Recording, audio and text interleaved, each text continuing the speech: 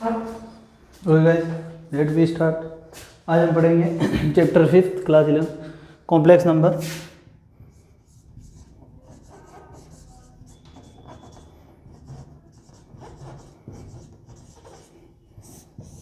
सबसे पहले हम देखेंगे कॉम्प्लेक्स नंबर का कॉन्सेप्ट कि कॉम्प्लेक्स नंबर कहाँ से आया, क्या है कॉम्प्लेक्स नंबर की, हमें जरूरत क्यों पड़ी। तो इसके लिए हम देखते हैं कि कॉम्प्लेक्स नंबर जो है, तो हम देखते हैं, हमने जब पिछली क्लास में पढ़ी थी इक्वेशन पढ़ी थी, क्या पढ़ी थी equation x² plus bx plus C equal to 0, right. जब हम इस इक्वेशन को सोल्व किया था, हमने इसकी रूट निकाले थे, तो हमारे पास रूट निकालने के अलग अलग तरीके थे। उनमें से एक था सिरदराचार्य मेथड। तो उसके हिसाब से x बराबर इसके रूट बराबर क्या होता है, -b plus minus under root b² minus 4ac upon 2a, right. तो यहाँ से हमने जब इस अंडर रूट के अंदर b² माइनस 4ac है, इसको हम क्या किस चीज़ से डिनोट करते हैं, कैपिटल D से डिनोट करते हैं, राइट। तो d इक्वल टू क्या होता है b² माइनस 4ac, और इससे हमें पता चलता है कि इसकी जो कंडीशन है वो क्या क्या होनी चाहिए और कैसे होते हैं, रूट कैसे होंगे। तो अगर b² is greater than 0, b² is क्या होता है, अगर b² minus 4ac equal two is greater than 0, तो क्या होता है रूट्स आर, तो इसके जो रूट होंगे इक्वेशन के वो क्या होंगे, roots are distinct and real, ठीक है। अब दूसरा केस आता है कि b² minus 4ac equal to 0, यानी कि b² माइनस 4ac इक्वल 0। तो इस केस में क्या होता है कि रूट्स जो होते हैं वो क्या होते हैं, इक्वल होते हैं, roots are equal and real. अब तीसरा केस आता है कि अगर b² minus 4ac is less than 0, अगर 0 से छोटा है यानी कि नेगेटिव है, तो रूट जो होंगे रूट्स आर इमेजनरी, तो रूट्स जो होंगे वो क्या होंगे, इमेजनरी होंगे। जब रूट इमेजनरी होंगे, देखिए b² minus 4ac is less than 0, तो रूट्स आर इमेजनरी। तो यहाँ से रूट इमेजनरी आता है कि अगर अंडर रूट के अंदर कोई भी नेगेटिव नंबर होता है तो उसका अंडर रूट आप रियल नंबर नहीं आएगा, उसका अंडर रूट भी क्या आएगा, इमेजनरी आएगा, ठीक है। तो यहाँ से हम चीज़ आई कि अगर अंडर रूट के अंदर नेगेटिव होता है, b² माइनस 4ac नेगेटिव है, तो हम इसको कैसे सोल्व करेंगे, इमेजनरी नंबर है तो उसका इमेजनरी नंबर का कॉन्सेप्ट आता है। तो यहाँ से हमने एक चीज़ देखी कि अंडर रूट -1 को अगर हम अंडर रूट -1 से मल्टीप्लाई करते हैं तो हमारे पास क्या आता है कि -1 आता है। तो यहाँ से हमने एक कॉन्सेप्ट बिल्ड किया कि भाई, यहाँ से एक कॉन्सेप्ट बिल्ड किया गया कि भाई अंडर रूट -1 है, इसको हम पर्टिकुलर एक सिंबल से डिनोट करते हैं, और इस सिंबल को क्या कहते हैं, आयोटा कहते हैं। इस सिंबल को क्या कहते हैं, आयोटा कहते हैं, ऑलराइट। इस सिंबल को क्या कहते हैं, आयोटा कहते हैं। और देखिए इसे इसको इस तरीके से लिखते हैं आयोटा, ठीक है। जब आयोटा की बात चलती है तो आयोटा क्या होता है, यहाँ से हम आयोटा की कुछ बेसिक प्रॉपर्टी करते हैं। आयोटा ये होता है, ये किसके इक्वल होता है, अंडर रूट -1 के हमने क्या माना है, आयोटा माना है। तो आयोटा के बारे में देखते हैं कि आयोटा का जो स्क्वायर है वो बराबर होता है किसके, under root -1 into under root -1। यहाँ तो कोई प्रॉब्लम, हमें पता है कि under root -1 into under root -1 करते हैं तो -1 आता है। नॉर्मली हमें पता होता है कि अगर किसी भी, अगर नॉर्मली हम जानते हैं कि कोई भी नंबर हो, अगर सेम नंबर का हो, जिसके सिंबल क्या हो, सेम हो, पॉजिटिव हो या नेगेटिव हो, तो अगर मल्टीप्लाई होते हैं तो वो क्या आता है, पॉजिटिव। जैसे कि -2 इंटू अगर -2 करेंगे तो ये रिजल्ट आएगा पॉजिटिव, राइट। -5 इंटू -5 करेंगे तो ये भी रिजल्ट आएगा पॉजिटिव। यानी कि अगर सेम नंबर हो, कोई भी सिंबल सेम नंबर का हो, या कोई भी नंबर वो नेगेटिव हो या पॉजिटिव हो, तो सेम अगर साइन आता है तो वो मल्टीपल होके क्या आता है, रिजल्ट उसका पॉजिटिव आता है हमेशा। लेकिन यहाँ क्या हो रहा है, ये भी -1 का है, ये भी -1 का है, लेकिन यहाँ रिजल्ट क्या आ रहा है, -1 आ रहा है। तो ये क्या है, अलग है, इसलिए हमने इसको आयोटा लिया है, ऑलराइट। आगे देखते हैं। आयोटा स्क्वायर पता चल गया, अब हम देखते हैं आयोटा क्यूब क्या होगा। तो अगर ये कॉन्सेप्ट आपको पता है तो आयोटा क्यूब में कोई दिक्कत नहीं होनी चाहिए। Iota square dot iota, iota square की वैल्यू हमें पता है -1 डॉट आयोटा, तो ये कितना हो जाएगा माइनस आयोटा, यानी कि आयोटा क्यूब बराबर कितना होगा माइनस का आयोटा। फिर आता है आयोटा की पावर 4, तो ये कितना होगा iota square dot iota square, जो ये हो जाएगा -1 डॉट -1 जो हो जाएगा 1, यानी कि आयोटा की पावर 4 बराबर क्या होगा हमेशा 1। ठीक है, यहाँ से फिर हम देखते हैं कि आयोटा की पावर कुछ भी हो, 4 के मल्टीपल में कुछ भी हो तो हमेशा क्या आएगी 1 आएगी। क्यों आएगी देखते हैं इसको, आयोटा की पावर 4 की पावर m, तो हम इसको इसलिए लिख सकते हैं ये कितना होता है 1 होता है, तो 1 की पावर m, यानी कि हमेशा आयोटा की पावर कुछ भी हो, आयोटा 4m कुछ भी हो, m की वैल्यू हमेशा क्या आएगा 1 आएगा, यहाँ तो कोई दिक्कत है। ये होता है आयोटा। अब इस आयोटा से मिलकर हमारा बनता है कॉम्प्लेक्स नंबर, और वो कॉम्प्लेक्स नंबर क्या होता है उसकी हम बात करते हैं, देखते हैं। एक मिनट इसको रब कर देते, चलो बात करते हैं कॉम्प्लेक्स नंबर की। कॉम्प्लेक्स नंबर क्या होता है कि इफ़, डेफिनेशन देखते हैं, if a, b belongs to R, if a, belongs to R, then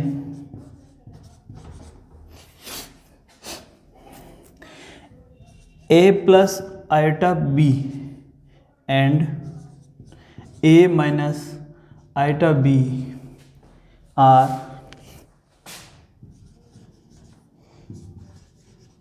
complex number।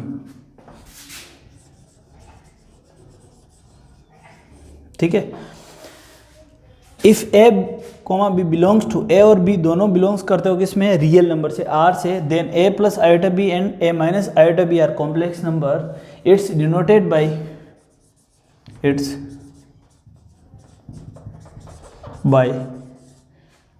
Z. ठीक है, देखो वेयर आयोटा इक्वल टू √-1, यानी कि जहां पर, यानी कि देखो a और b क्या है रियल नंबर है, और a तब a और b क्या है रियल नंबर है, और जहां पर आयोटा बराबर क्या होगा √-1, तो ये a प्लस आयोटा b और a माइनस आयोटा b क्या होंगे कॉम्प्लेक्स नंबर होंगे, जिसको z से डिनोट करते हैं, यानी कि z equal to a plus iota b, ये क्या है एक कॉम्प्लेक्स नंबर है, this is called complex number. ठीक है, अब चीज़ समझने की है, कॉम्प्लेक्स नंबर के दो पार्ट होते हैं, एक रियल पार्ट होता है, एक रियल वाला पार्ट होता है, एक इमेजिनरी पार्ट होता है। कौन सा पार्ट रियल है और कौन सा इमेजिनरी है देखते हैं। ये वाला जो पार्ट होता है वो कौन सा होता है, this part called real number. ठीक है, ओके, और this part and this part are equal imaginary part, right.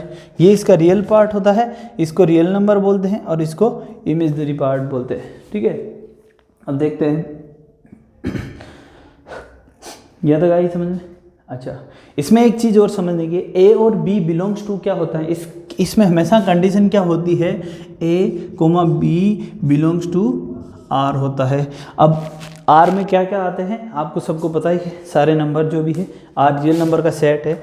अगर यहाँ पर a 0 हो जाता है, क्या होता है a 0, यानी कि z equal 0 plus iota b, तो तब इस नंबर को, इस कॉम्प्लेक्स नंबर को हम कैसा नंबर बोलेंगे, प्योर इमेजिनरी नंबर। क्या होगा ये, pure imaginary number.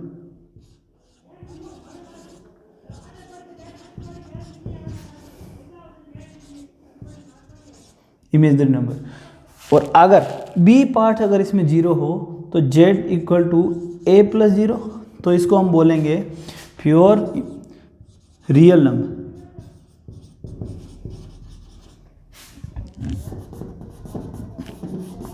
Pure imaginary number, और इसको हम बोलेंगे रियल नंबर।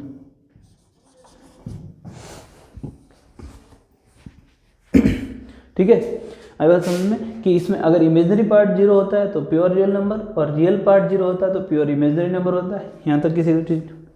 चलो आगे देख। अब दूसरा आगे का टॉपिक जब हम देखते हैं, इसको सेट में डिनोट करना है कि कॉम्प्लेक्स नंबर का जो सेट होता है उसको किस तरह से लिखते हैं, किस चीज़ से डिनोट करते हैं, और कॉम्प्लेक्स नंबर के सेट में कॉम्प्लेक्स नंबर किस तरीके से आते हैं। तो देखते हैं सेट ऑफ, नेक्स्ट टॉपिक है अपना set of complex number. Set of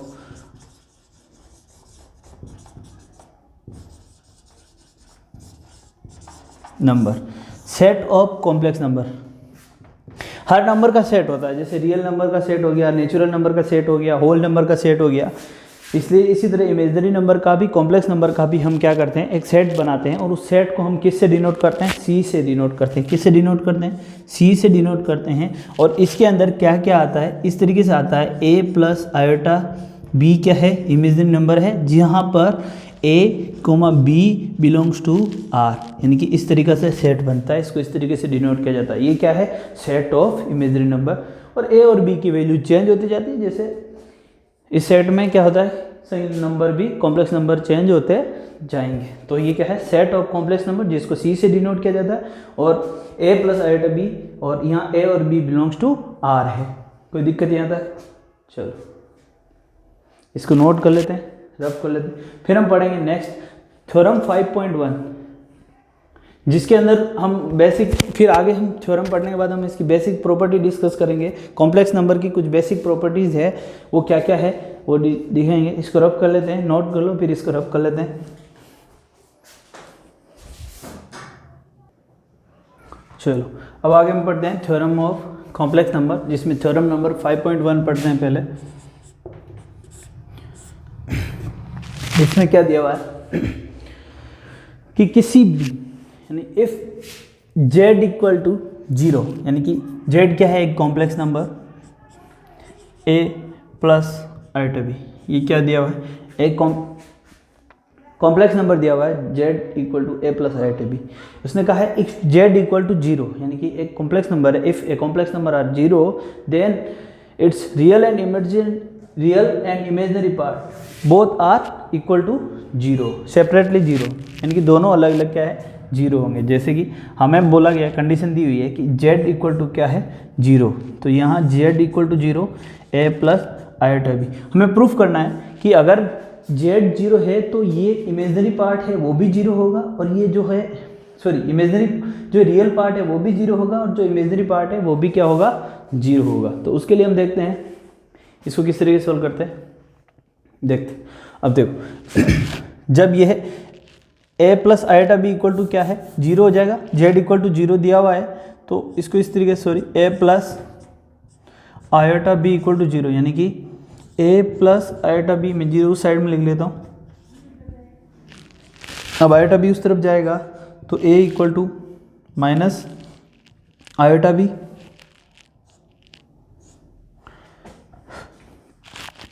iota b, right. अब बोथ साइड स्क्वायर कर देते हैं, तो ये हो जाएगा a स्क्वायर इक्वल टू, ये हो जाएगा माइनस आयोटा b का स्क्वायर, जिसको इस तरीके से लिखेंगे a स्क्वायर बराबर ये -1 का स्क्वायर, ये हो जाएगा आयोटा का स्क्वायर, और ये हो जाएगा b का स्क्वायर। यहाँ तक कोई प्रॉब्लम, क्योंकि ये क्या है, -1 है, ठीक है। तो -1 का स्क्वायर क्या हो जाएगा, पॉजिटिव, कि माइनस को माइनस से मल्टीप्लाई करते हो तो क्या हो जाता है, पॉजिटिव हो जाता है। तो ये हो जाएगा +1, ठीक है। तो ये हो जाएगा a स्क्वायर बराबर, ये तो पॉजिटिव हो गया, फिर ये आयोटा स्क्वायर कितना हो जाएगा, ये हो जाएगा -1। आयोटा स्क्वायर कितना होता है, हमने पहले देखा है -1 डॉट b स्क्वायर, तो ये हो जाएगा a square equal to minus का b स्क्वायर। अब इसको इस साइड में लाते हैं, a square plus b square equal to 0।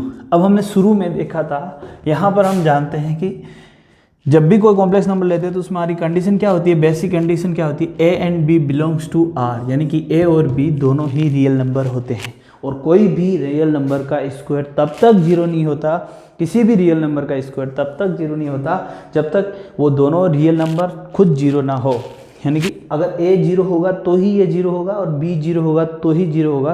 तो यहाँ से हम प्रूव कर सकते हैं कि किसी भी कॉम्प्लेक्स नंबर, अगर कोई भी कॉम्प्लेक्स नंबर 0 के इक्वल है तो उसका इमेजिनरी पार्ट भी 0 होगा और उसका रियल पार्ट होगा वो भी क्या होगा, 0 होगा। दोनों सेपरेटली, दोनों ही पार्ट क्या होंगे, 0 होंगे। ऑलराइट, आगे बात समझ में।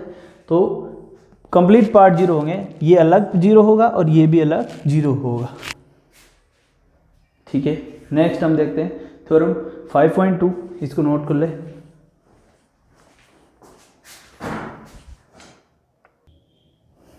ओके, अब हम देखते हैं थ्योरम 5.2। इस थ्योरम के हिसाब से देखते हैं Z1 and Z2 to complex number है जो क्या है, इक्वल है। तो हमें ये प्रूव करना है कि अगर Z1 और Z2 इक्वल है तो इनके रियल पार्ट से इक्वल होगा और इमेजिनरी पार्ट जो होगा वो इमेजिनरी पार्ट के इक्वल होगा। यहाँ पर दिया हुआ है Z1 इक्वल टू कितना दिया हुआ है, देखते हैं। Z1 equal to A plus iota B and Z2 equal to C plus iota D। ठीक है, तो Z1 इक्वल टू Z2, तो ये हो जाएगा A plus iota B equal हो जाएगा C plus iota D। Real part real से ऐड होगा और इमेजिनरी पार्ट इमेजिनरी पार्ट से होगा, तो हो जाएगा A प्लस, हमें क्या करना, सॉरी इनको, हाँ, तो ये हो जाएगा A माइनस सी, इस तरफ आएगा तो A minus C plus equal, या इसको दोनों को इसी तरफ ला सकते हैं आप, A माइनस सी प्लस ठीक है iota B minus iota D, जिसमें से आप आयोटा कॉमन ले सकते हो, इक्वल टू 0। ये जगह A minus C plus iota B minus D equal to 0। अब हमने देखा था कि थ्योरम 5.1 के हिसाब से कि रियल पार्ट ये भी 0 होगा, और अगर ये कंप्लीट 0 होता है तो रियल पार्ट भी 0 होगा और इमेजिनरी पार्ट भी 0 होगा, जो अभी 5.1 पढ़ी थी। तो A उस थ्योरम बाय थ्योरम 5.1, तो A minus C equal to 0। अगर पूरी कॉम्प्लेक्स नंबर 0 है तो रियल पार्ट अलग 0 होगा और इमेजिनरी पार्ट अलग 0 होगा। तो A minus C equal to 0, जहाँ से हमें मिल जाता है A इक्वल टू क्या होगा, C बराबर 0। दूसरा B minus D equal to क्या है, 0। तो यहाँ से हमें हो जाता है B बराबर D, राइट। यानी कि A है जो C के इक्वल होगा, B है जो D के इक्वल होगा। यहाँ से हमारे पास थ्योरम 5.2 हो जाती प्रूफ। इससे आगे हम देखेंगे कॉम्प्लेक्स नंबर पर कुछ ऑपरेशन करेंगे, इसको नोट कर लो।